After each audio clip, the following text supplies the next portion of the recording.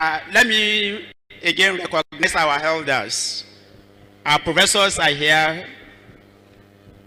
We, are, we have Professor, Emeritus Professor Every Faja Miroko. You are welcome, sir. With him, we have Professor Olujide Kufoni. Sir, we are welcome, Prof. And also by Emeritus left-hand side is Professor Joel Igbokwe.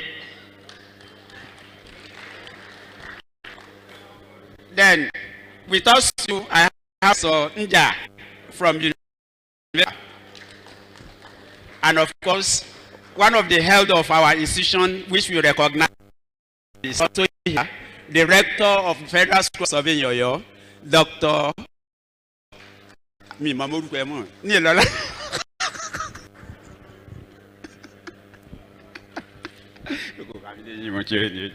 Okay, I will hand over the mic to the chairman to direct the affair of name.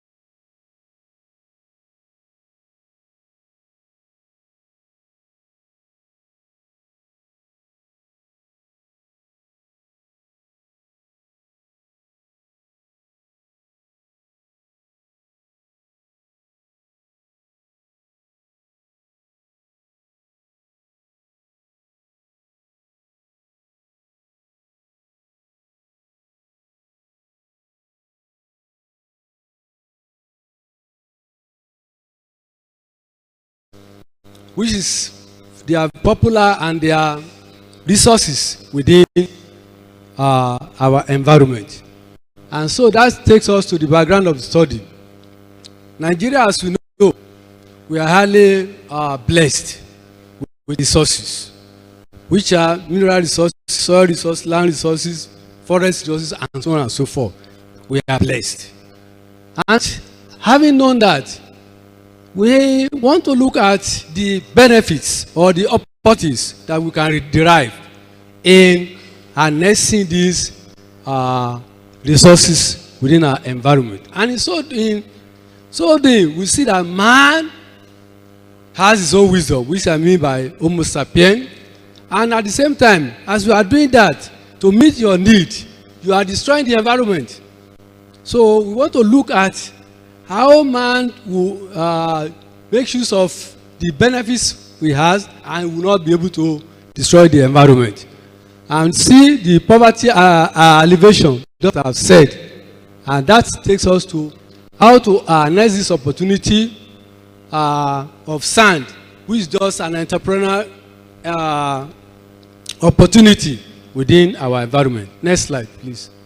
So, as I've said, we are looking at soil within the soil resources within our river, and we ensure that these soil resources are used for so many things, like construction work, civil engineering work, agriculture, transportation, and so on and so forth.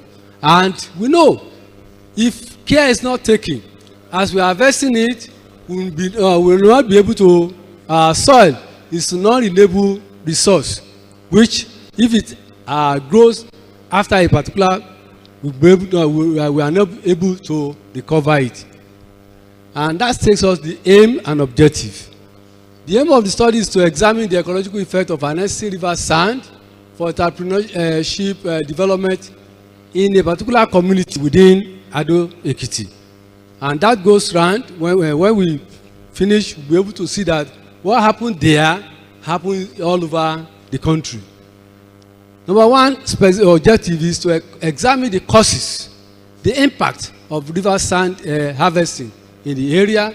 We want to look at investigate the interplay of environmental degradation, such as soil erosion, flooding, and resource management in that city, and to map out specific river, which is now Alatu in that area, where river sand are harvested and with the ecological effect in that environment. That's the study area, that's Ado Ekiti, and with the longitude and latitude. Thank you. Then look at the methodology.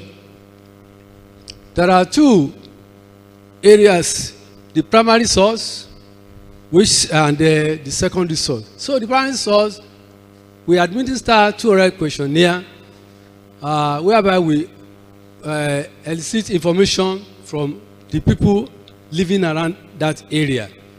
And second thing, as a result of the information got, people suggested, and that took us to the secondary data, which is mapping of Alatu by flying unmanned air vehicle, that is drone.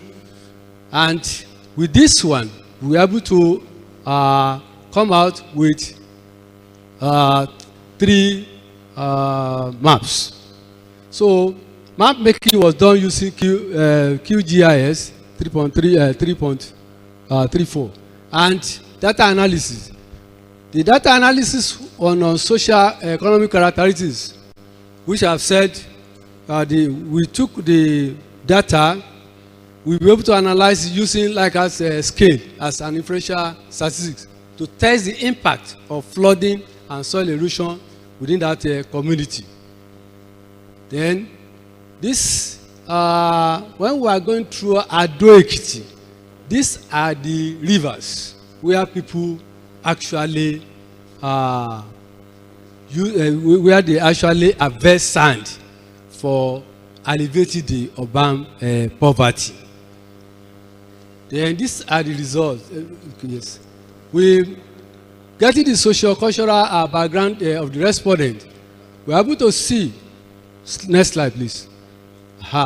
This all shows that the people there, the residents in that area have stayed over 40 years. That is, in that area, and they have not explained what they are now experiencing now, and that the genesis of that of this research.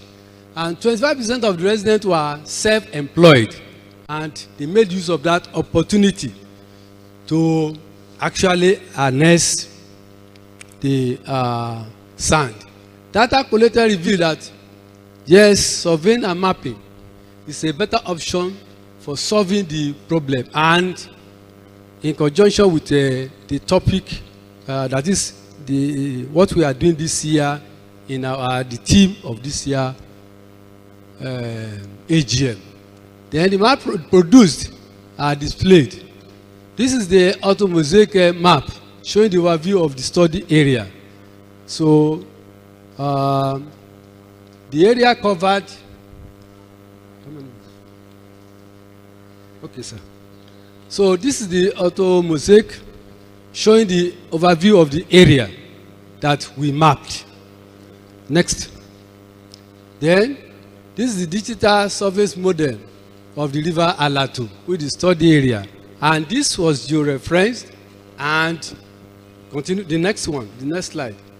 This gives us what this allow us to conclude and to make recommendation in that anybody having will be able to discover that on both sides of the river, though it's a small river, but it has caused a lot of havoc. So, but on both sides of the river, people just flout the town planning law, which is because they offset from their house to the stream is, some of them are less than 15 meters. And this is as a result of that. If they have done proper survey at the beginning of the day, it will not amount to that. And so we propose, and having digital, we say that, okay, the recommendation, please. The recommendation is that there is need to have a functional data management and information system capable of managing the environmental source trend in Ado-Ekiti. And we create a 30 meters buffer, that is within on both sides of the river, to ensure that people, to prevent endangering the lives of the residents as well as their property. And thirdly, say that we should follow the principle of environmental management, that polluters, that is those who do not follow the regulation, should be paying tax. And fourthly, all houses flouting that physical planning regulation should be demolished and give room for urban renewal. And we would recommend again that the community there should partner with the state government to construct bridges, culverts, and concrete. And lastly, that there should be tree planting. Instead of cutting the trees along the corridor, then the trees should remain. Conclusion. So this, we are able to actually to know that urban poverty should not when you want to alleviate or eradicate urban poverty, it should not negate the environmental law. Thank you very much.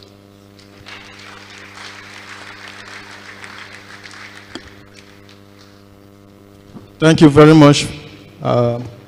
You've tried to have done your work within the ambit of the time. As usual, we'll have the presentation all done before we ask for questions. So you should be please noting your observations and comments pending when we get to question and answer session. So the next presenter will be Abiodun. Sorry, is the second presenter around now? A triangulation, that is Epu et al. Is any member of that team around? Please take your seat. Oh, he's gone back. Okay, so let's move ahead. Abiodun Oludayo, come to the stage. The theme is assessment of crop health that's the title, using UAV-based images. So, start immediately. Good afternoon, everyone. Good afternoon, panel. My name is Saviola Wadebola. My topic is assessment of crop health using UAV-based images. Next slide, please. This is the outline of my presentation. Next slide. Introduction. Unmanned area systems are now commonly used in remote sensing. Okay. Unmanned area systems are now commonly used in remote sensing application for precision agriculture, equipped with sensors of different types. UAV can be exploited in different areas. Which zone of crops need different management. This gives the farmers the ability to react on time in any problem detected. So basically, we are applying drone in agriculture. So with this, we can be able to detect the crop health. If it has disease, or probably there's weed, we need to do weed management and all that. Next slide, please. So basically, we are going to be applying remote sensing and vegetation indexes. That is, the indexes like NDVI, RGB, VI, which is red, green, and blue vegetation index. So next slide. So the aim of the project is to assess the crop health using UAV-based images. Next. So the study area is at Ibini Shagam Expressway, Odogbolu. The software used are PIS4D Mapper, DJI Ground Station, ArcGIS 10.8. We also use PIS4D Mapper and also drone deploy for the flying. Next. So the methodology, we employ 2 drones. The first one is DJI Matches 210, attached with a multispectral sensor, so that can give us a multispectral image for the NDVI results. And also, we also use a DJI Phantom 4 Pro.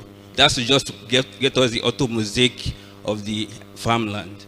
So the acquisition, we attach the multispectral sensor with the drone so that we're able to get a multispectral images. Next slide.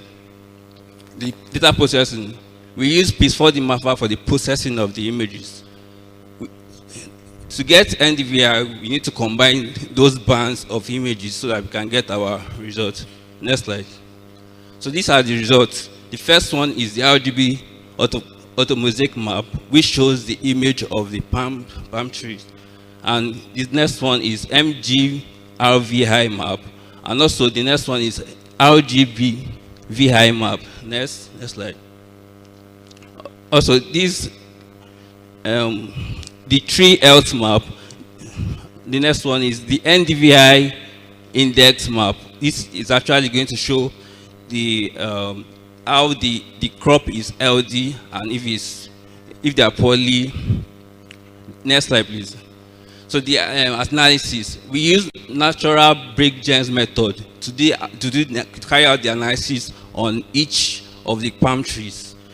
So from our results, we noticed that 630 out of the trees are healthy, while 18 out of them are moderate, and 3 of them are declining health. So this has a pie chart that shows the relationship of the 3 bands. Next. So the conclusion, we're able to achieve this by using the 2 different kind of drone and using also the attaching the multispectral sensor to the drone. Next recommendation. So the study area is relatively small compared to farmlands given to the nature of the data, and its temporal resolution, manual method processing, and analysis were employed. Also, we can also use machine learning techniques to automate the process of identifying different crop type, diseases, stress condition. By this algorithm on large data set, the accuracy and efficiency of crop health assessment can be improved. Next, thank you.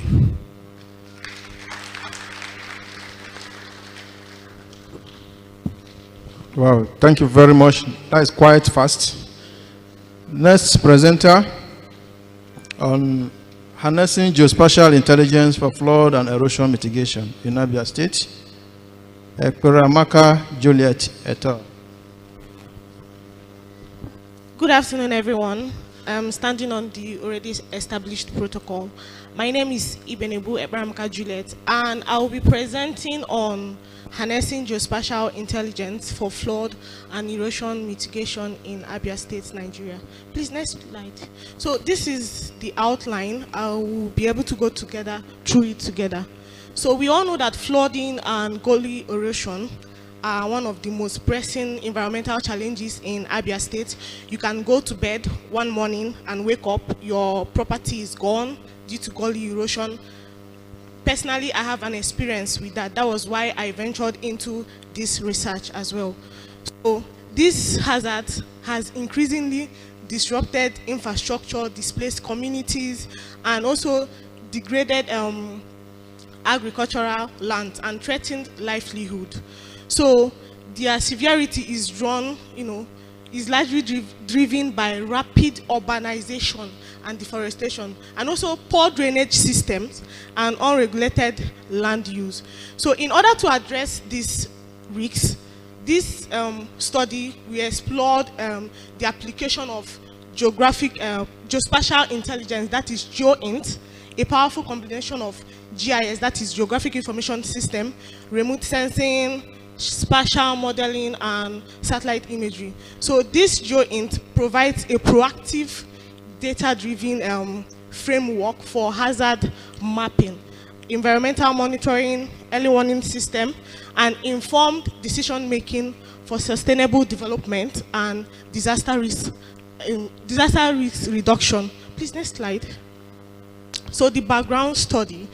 So Abia State is located in southeastern Nigeria and is increasingly vulnerable to flooding and gully erosion. This hazard poses a serious threat to lives, infrastructure, and economic activities, because you find out in a community that has gully erosion, maybe eating up a road, the villagers will not have the transport to go and sell their product, maybe farm product, and this is one of the challenges they are facing. So according to NEMA, in 2023, the state accounts for over 300 active gully erosion sites, while the flash floodings are just recurrent problems during the rainy season, of which I know other states has that issue as well. So the root cause of these hazards are natural and man-made, and due to poor land use practices such as deforestation, sand mining, unregulated construction has significantly degraded the environment, and inadequate drainage system, coupled with rapid population growth and urban expansion, particularly in cities like Abia State. If you go, in cities like Aba. So if you go to Aba, you find, maybe, I don't know when last anyone went to Aba. If you go to Aba, you find out that their drainage, they are very tiny. So, and people dump their refuse there. Maybe market women, market men, they just come, even residents, when it's raining, they just dump their drainage. And you find out that this is one of the causes that affect them. So it has also intensified the soil runoff and soil instability. So, and historically, the response to this issue, we are just, focusing on emergency relief in a short-term plan rather than a long-term plan. So this research would underscore the urgent need for a data-driven geospatial approach to hazard assessment, risk mapping, and sustainable land management. So the aim and objective. So our aim while writing this research was to harness geospatial intelligence to effectively mitigate flood and risks and erosion risks in Abia State. So our objective was to map flood-prone and erosion vulnerable areas using satellite data and GIS. So we also analyzed both the environmental and man-made drivers of this hazard, and we generated spatial risk map for informed urban planning and disaster management, and then we proposed a sustainable land management intervention for both local authorities and planners. So what did we use? Our methodology. We used an integrated spatial approach which is our data source was digital elevation model from SRTM, then NDVI from Copernicus. We used our land cover from S-Series Sentinel-2, and then the soil data from RISC. Then for the population data set, we had this issue because the last time they had census was in 2006, and we had to project it to 2024 because we could not find any population data set. So for the water body map data, we got it from OpenStreetMap. So all these geospatial analysis were carried out using ArcGIS Pro 3, in which we used to integrate this data and perform this spatial analysis and produce this map. So the analytical technique we used was weighted overlay model in GIS, which we applied 40% to slope. Land cover had 30, NDVI had 20, soil type had 10 for erosion. So for elevation, proximity to water, and population, that was for flooding. So we also reclassified each factor into a suitability class, and we generated a flood and erosion vulnerability map, and this approach enables an objective priority of high-risk areas across the 7 local governments. So please, can I get the map, the places that had the map? So as we can see from here, this is the erosion vulnerability map. You find out that Umunochi and Isukwato, Bende, or Hofia, they have high risks of erosion. So you also find out that some places also have, you can see in Ufuano, Omaya North, and Omaya South, they have, high risks as well. So the others, the yellow one was just medium risks, which is in Obingwa, Isialangwa South. They have medium risks. The low risks was just very little. So sorry for the flooding. The next slide, please. Okay. So for the flooding, we had that Aba, as you can see on the map, Aba South, Aba North had high risks, because they are also close to, they have this closeness, proximity to the Imo River, which was along the, please can you bring back the proximity to water map? So as you can see, the Imo River, these blue lines are just to show you where the rivers are. Please can you go back to the results and discussion? Thank you. No, results and discussions. No. No, go back.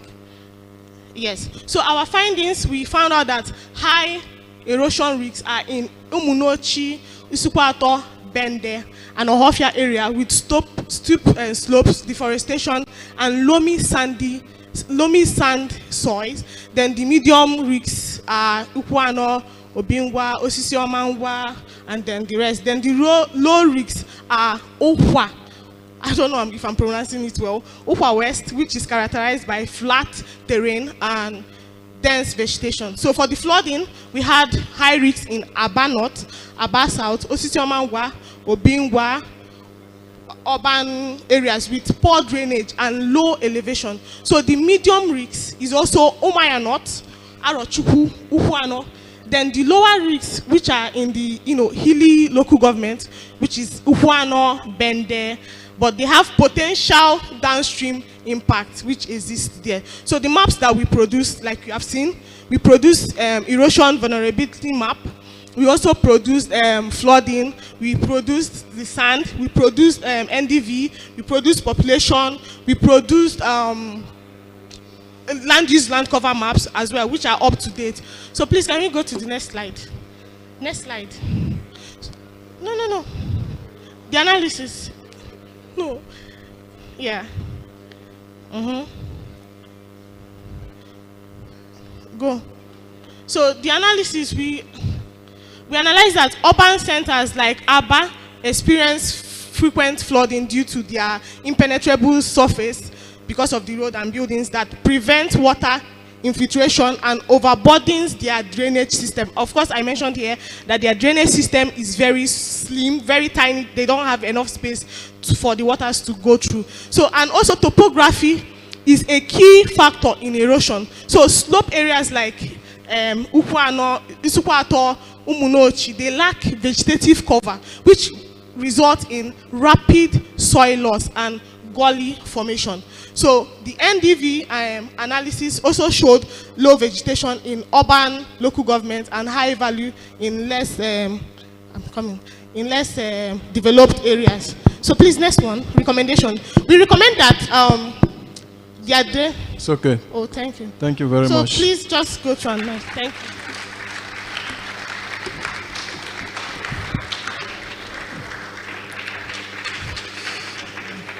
Thank you very much for your loaded presentation.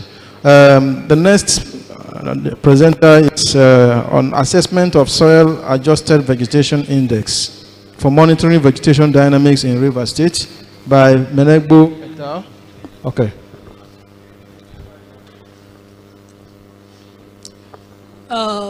My name is Emmanuel Menegbo. I'm presenting on behalf of Jackson, which is unavoidably absent. Next, go to introduction. The title of this work, Soil Adjusted Vegetation Index. The question is, why this topic? Now, go to introduction. Now, the NDVI have been very popular method in all the journals of investigating vegetation dynamics. But why do we go to soil adjustment? Now, there are a lot of challenges faced by the NDVI. As spotted by HITU and others in 2022, they identified 3 major constraints: sensitivity to soil reflectance, atmospheric conditions, and sensor calibrations, which is most critical in remote sensing. Furthermore, Ibu Jakpuri and Willow in 2028 also identify the most important one, which is soil brightness. That is very important in the monitoring environmental dynamics, particularly when they relate to vegetations. And the area of study is River State, and they will have dense vegetations with different types of soil categories. So, go to the next slide. Now, in this paper, we assess vegetation index, characterizing this based on, we want to look at the effect of the oil explorations, environmental degradations, and others. So we carefully use Landsat 8 data and the period, because this data we are also looking at climate change, the period of minimum of 50 years, 20 years. So between 1994 to 2004, we average the values and characterize it along the local government. Next slide. Methodology. In this conference is talking of artificial intelligence. So we explore big data processing. We use the Google Earth engine, retrieve the Landsat data from the archive using JavaScript. Then we auto-process and correct for all the corrections. Then this data were exported in JOTIF to ArcGIS 10.8. We add the AMIR, we max it based on the study area. Then we use zonal statistics to extract these values, and we were visualizing graphs and maps. Next. Like this is the results, characterizing it in River State. Those areas you are seeing red are areas who are the mangrove areas of River State, who are completely dead, replaced by raffia palm. So most of these things, we have to characterize it. We are going to identify those areas with red are areas with low values, which are areas which are completely degraded. Next. We use the standard deviations, which is the measures for climate change, to determine the indices of these vegetations. And based on the classification, the standard deviation is 0.157, indicating a very low vegetational health. Next. We characterize this using graph, the maximum, minimum, and the standard deviations along the LGAs. Next. Based on our analysis, we discovered that the values of these things is less, which is the indicating low, which is 0.157, standard deviation, indicating low vegetations, leading to, conclusion is that there is a high level of environmental degradations, and the people of River State need help. Next. recommendations. This is robust English. But what we are recommended, this environmental conservation, particularly the natives need to be carried along, because the plantings and other activities they are carrying out within the environment is highly dangerous, particularly the farm products we are eating. Next. Conclusions, we said the ecosystem is completely unhealthy. Next. Thank you.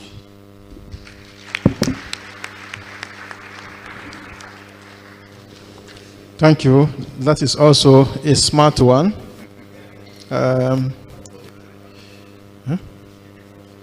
Okay. So now we are on to question, comment, and observation time. So can we indicate if you have comments? And we are going to give numbers so that we'll do it smartly. Let me count. Let me assign number to them. Make sure the person you are assigning knows he's the one. One, please. 1.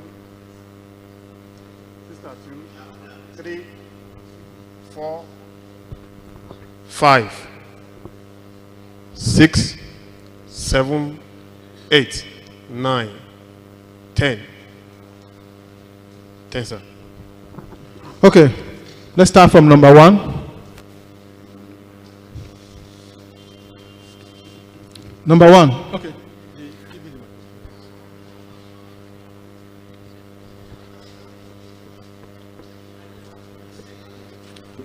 Thank you very much. Thank you very much. Sorry for that. I want to encourage the presenters, and I want to assure all of you that you have the future to rely on, and your work will be on our journal. For the lady who presented about Abia, I want to find out if you had ever known about ecological fund from government. So if you can access ecological fund, I think Abia State will benefit. For others, I wish you well. Come for employment when it has to do with academics. Thank you.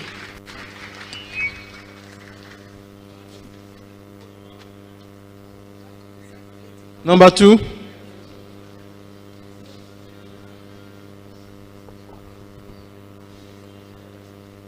Thank you very much. My Dr. Inemeset Etan. I want to commend the presentation. It was a very good one. Please, I have a question to the second presenter on harnessing geospatial intelligence for flood and erosion modeling. Please, I want to ask, were you using the same parameters to assess flood and erosion? If that's the case, what's the role of soil type and texture in the case of erosion and flooding? And where's the place? Because I know that sometimes the parameters are almost the same. You have rainfall, land use, land cover, soil types, and then the topographic factors. Then in topographic factors, you talk about the flow direction, flow accumulation, slope length, slope steepness, and then the aspect. Please, I want to ask, did you, where is the place of topography in the case of flooding?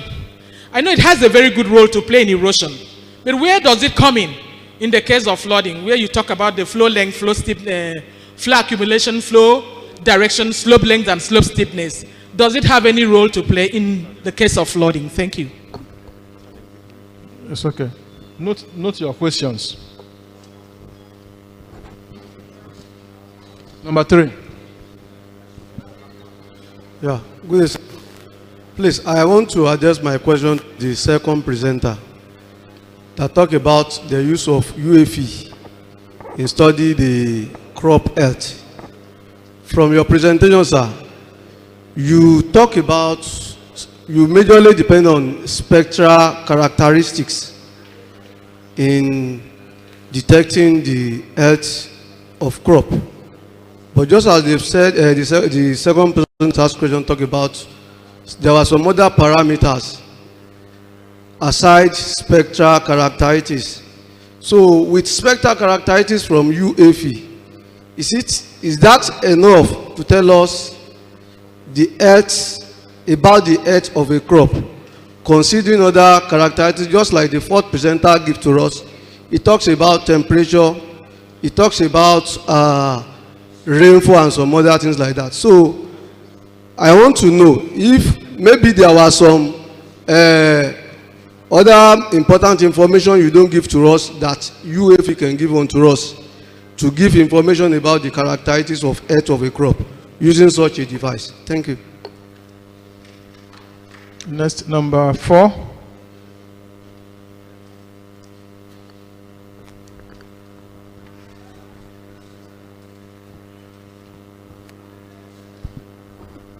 Good afternoon. My name is Indio Daniel. My question is for the young man that spoke about the use of UAV to detect to detect crop health. I want to know if you used ground control points. Were they placed on your project site? And if yes, the trees that were assessed to be in poor health conditions, is their position determined to aid environmental planning, to aid proper planning with environmental bodies? Thank you. Number 5. President, I hope you are noting your questions.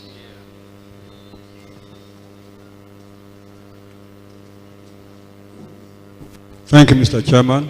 My name is Ovioje Oluborode, FNIS, Osun State Delegate. Mine is not a question addressed to any of the presenter, but a general remark, and I also want to make a proposal. I'm of the opinion that, our AGM technical sessions, we should be having a feedback to assess the success of every meeting. And for that, I want to make this proposal, that the Office of the Professional and what we call academic issues of NIS should collate all these papers and liaise with industry and government agencies and see how this, like it has been mentioned earlier on, how this can be translated into productive work. Then, when next we meet, maybe that office should also give us an outcome or a result of what has transplanted during this last session. Thank you. Thank you. Thank you very much for that wonderful suggestion to be communicated. Number 6. Come this way. Come this way.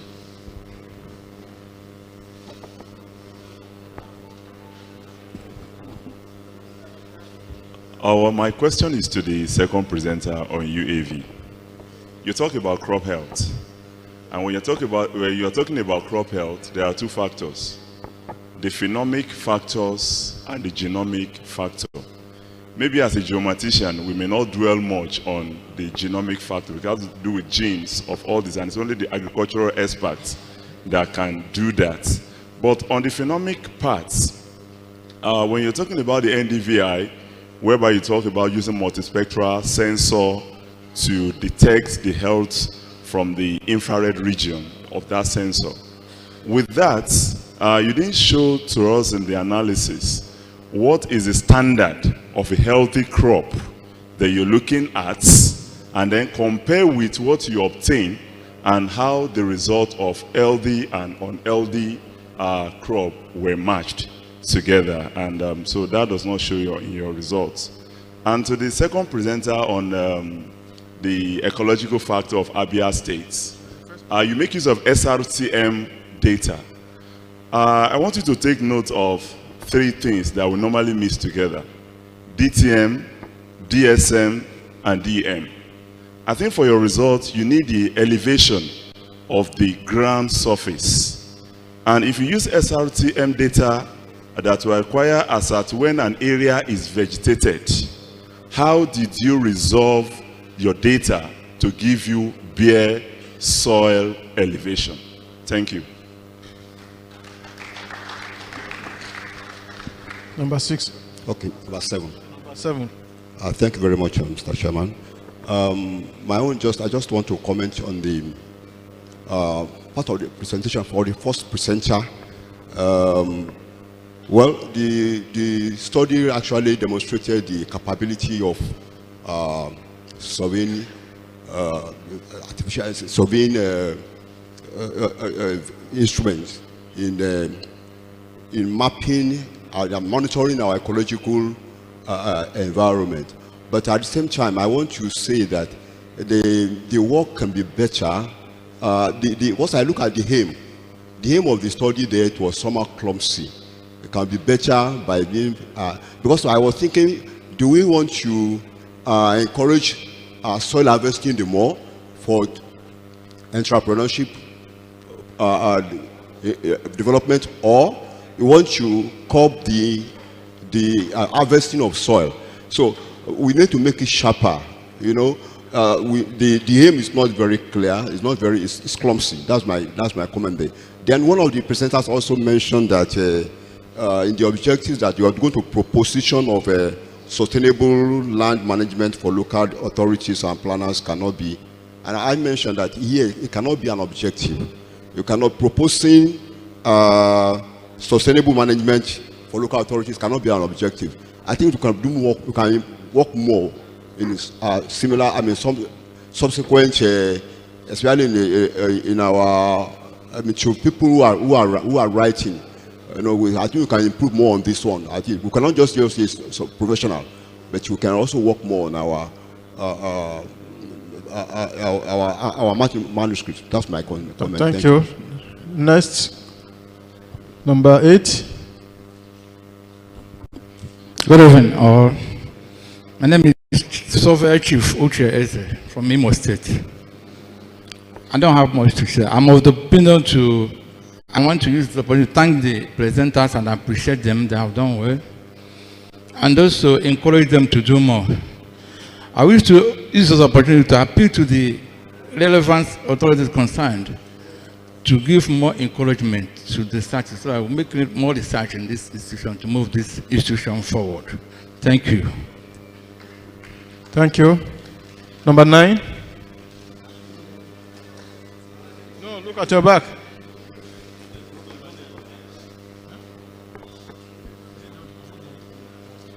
Surveyor John Omagu Adam. My question goes to the first presenter who dealt with the ecological effect of sand dredging. Yes, he did quite a good work, but he didn't actually differentiate between sand dredging, which in effect it is dredging the silting of the riverbed, creating a more navigable channel, for the small vessels and boats, to sail through. But he kind of painted a picture as if sand dredging in the area of study was detrimental to the local economy. I think he needs to clarify that, aspect. Thank you. Thank you. So, Vyojimo Surajudin, my question goes to the female presenter. I want us to look at the area of data gathering. What exactly are we using the data for? Please come, use the mic, please. They are not getting you clear. I want us to look at the area of data acquisition by surveyors. On the aspect of the data acquisition, like the presenter just said, we have to look at 3 basic factors that can help in mitigating any ills in the environment. First among the factors is environmental factor, and the second is economical factor, and the third is social factor of that particular project that we want to carry out. We are not looking at that. If we cannot consider that before carrying any of these problems, we cannot solve the problem proper. Thank you. All right. Thank you very much. Were you giving number? I raised my hand up. We have 10. We had 10 people who raised up hand earlier on. Okay, go ahead. Go ahead. Okay, thank you very much. I am Mweze Columbus from Enugu here. So the first and second presenters, they did very well, but there's one aspect of the job which they missed. That is to say, the area of catchment area mapping. Catchment area mapping. If you're talking about fluid movement, water movement in a particular area, either causing havoc in that area, you must know the size and where they're coming from. The first presenter missed it, the second one also missed it. They are very, very important. You must know the size of your catchment area. Where are those water coming from, and how large they are determine even your mitigation processes. So they should also factor that next time. Thank you. Thank you very much. The presenters, the fathers who have not said anything, because I need to get my blessing before I move forward. It's all right, sir. Thank you very much. The presenters, you are going to respond to your questions now. I need you to be smart in your response. Don't spend more than 2 minutes to respond to questions given to you, because you are not asked to represent, just to react to what they have said. So the first presenter, respond to your questions. Thank you. Thank you, sir, for the question. You said it looks clumsy. The aim looks clumsy. I told you that we are looking at two important issues. That's the sustainable urban poverty and the sustainable environment. Those are the two things we gather together. And the encouragement there is that at the initial stage, we see that people can use their common sense to ensure that they make use of the availability, that is available opportunity within them to harvest the sand. But at the same time, we have been able to discover that those things have wreaked havoc in that area, and that was why the aim said that the aim was that urban poverty should not be a problem to environmental sustainability. That's it. Then concerning the second person who talked about the length or the width of the river, in actual sense, that is a small river, but because of a certain reason, some people have widened the river through dredging, but it's not the dredging as my SG, Mr. Ada. No, it's not like that. This is just a small river where people are just playing with, but it's wreaking havoc in that community. So the proposal now can be to government to help us to dredge it so that it will widen the scope. Thank you very much. Number two, second presenter. Thank you, sir. NDVI ranges from +1 to -1. So from there, we digitize each trees to be able to extract the NDVI values. So with that, that's how we get the values of the crop health. That's why I analyze that like 630 are healthy based on the NDVI values. Thank you. So the question from here, there are other factors that we can use to determine crop health. Definitely, there's savvy, even the machine algorithm that I mentioned. Also, even the RGB vegetation index can also be used to determine crop health. Also, the drone we use is an RTK drone, so we don't really necessarily need to establish controls because it's RTK. That RTK is actually controlling the position of the images during the processing. Thank you. Thank you. The third presenter.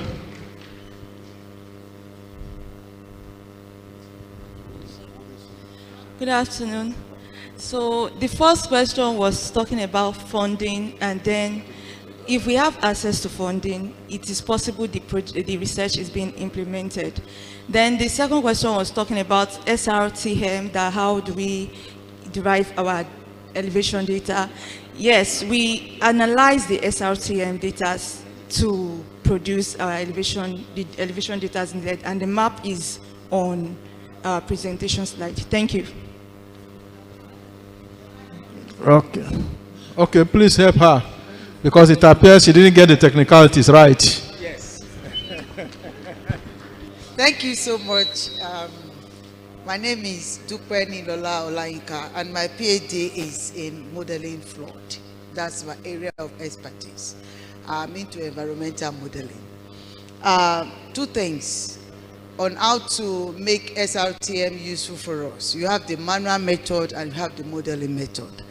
The first one, which was done in the Amazon, that was how they are able to do that of the Amazon. And I was fortunate that my external examiner, assessor for my PhD happened to have worked in that at the Amazon. So that was why they invited him also to look at my own work.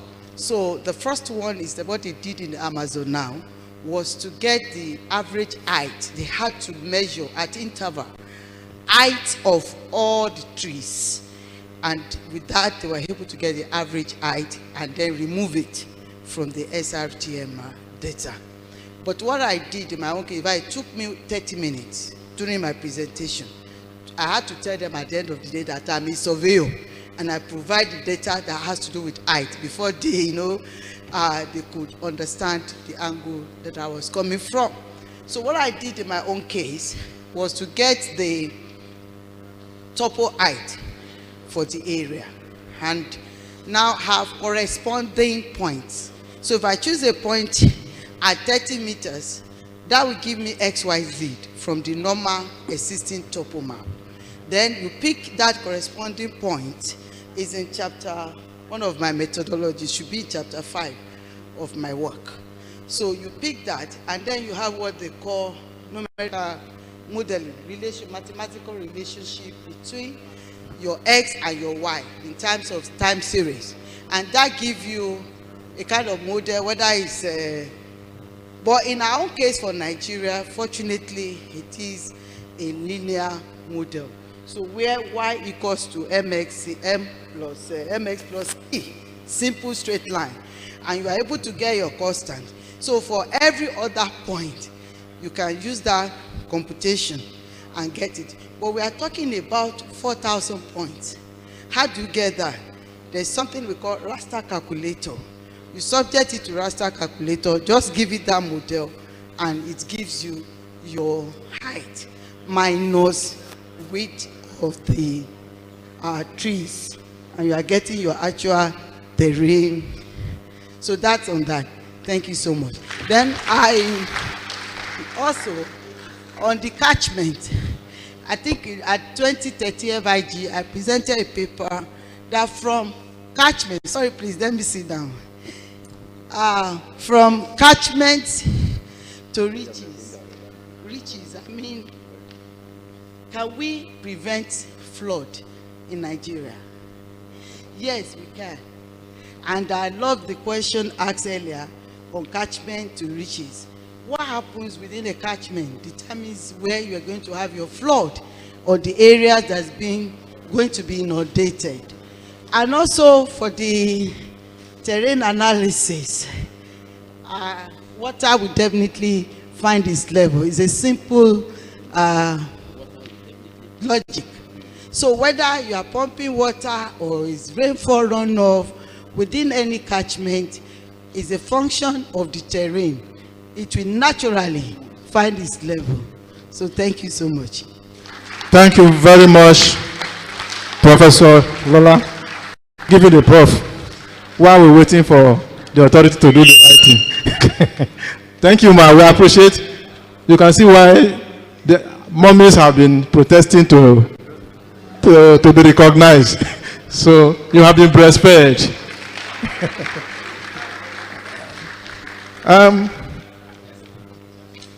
I think at this point,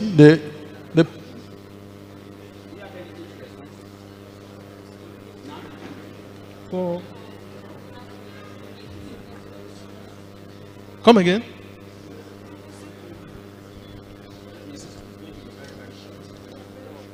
Okay, for the same paper. Sure. Okay. So there was, sorry, you asked me about topography. So we didn't use the same data for erosion and flooding. We used, yes, the parameters. We used, for erosion, we used slope, we used land cover, we used NDVI, and we used soil type. Now for flooding, we used elevation, proximity to water, population for the flooding. Thank you. Well, thank you very much. You can go back to your seat. We appreciate your efforts. All your papers are very wonderful. And we are hopeful that the young ones are coming up and coming up good. So, the chairman, I think at this point I hand over the microphone. I'm done with my part. Yeah, thank you very much. Can we put our hands together for the chairman and his team? Thank you very much. They have done a very wonderful job. Also to the presenter, it is not easy to put up a paper. Let's appreciate them again. As we are trying to appreciate people, one of our past presidents just came in person of Honorable Bode Adiaga, Togo. Thank you very much. We appreciate our father. They have been here with us since morning. And even when we have some issues here, they saw it with us. And of course, they equally try to provide solutions to it. We want to appreciate our fathers, our professors. They were here. Please, they are our fathers. And of course, I have children too, meaning that to some of you, they are your grandfather. Can you put our hands together for them? Yeah. Oh, well, our mothers. But you are my colleagues. You are my colleagues. Yes. Professor Nja and Professor Olayinka, we want to appreciate you too. Thank you very much. When we are having issue in the morning, since morning, we have small issues. And despite that particular issue, somebody that is not even part of the technical team just volunteer, and he was with us throughout today. I'm talking of person like Surveyor Sahid Olani. Thank you very much. He handled that place for us very well. From the Federal School of Surveyor, yeah,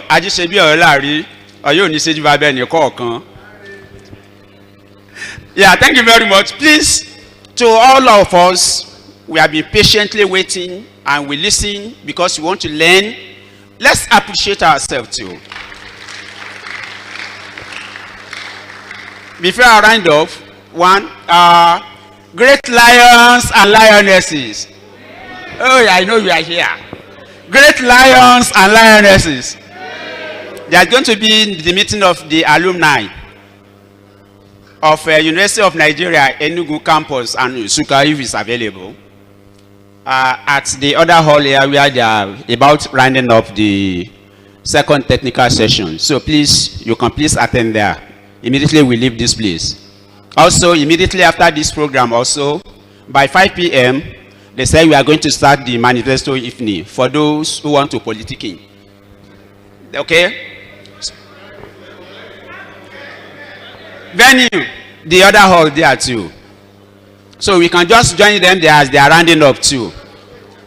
On behalf of the technical committee of the 2025 AGM, I want to appreciate you for your patience, for your wonderful contribution, for your questions, and of course to the presenter, I appreciate you once again. Thank you very much. And I want to wish you a successful evening as we are going out. So thank you very much, and we will continue with the program as we are going. Thanks. Okay, bye-bye. So we appreciate you again.